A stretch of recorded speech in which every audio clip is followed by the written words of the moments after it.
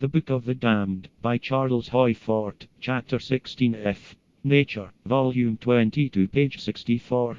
That, at Kattenau, Germany, about half an hour before sunrise, March 22nd, 1880, an enormous number of luminous bodies rose from the horizon, and passed in a horizontal direction from east to west.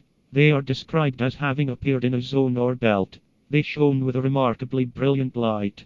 So they've thrown lassos over our data to bring them back to Earth.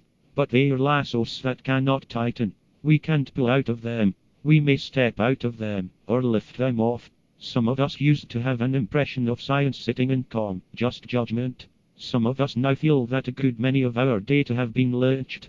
If a crusade, perhaps from Mars to Jupiter, occur in autumn, seeds. If a crusade or outpouring of celestial vandals is seen from this Earth in the spring, ice crystals. If we have record of a race of aerial beings, perhaps with no substantial habitat, seen by someone in India, locusts, this will be disregarded.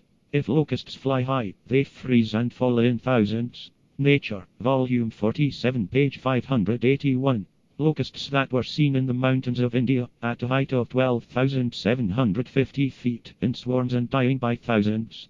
But no matter whether they fly high or fly low, no one ever wonders what's in the air when locusts are passing overhead, because of the falling of stragglers. I have especially looked this matter up. No mystery when locusts are flying overhead. Constant falling of stragglers. Monthly Notices, Volume 30, page 135. An unusual phenomenon was noticed by Lieutenant Herschel, October 17th and 18th, 1870, while observing the sun at Bangalore, India. Lieutenant Herschel had noticed dark shadows crossing the sun, but away from the sun there were luminous, moving images. For 2 days bodies passed in a continuous stream, varying in size and velocity. The lieutenant tries to explain, as we shall see, but he says, as it was, the continuous flight for 2 whole days, in such numbers, in the upper regions of the air, of beasts that left no stragglers, is a wonder of natural history, if not of astronomy. He tried different focusing. He saw wings, perhaps he saw planes.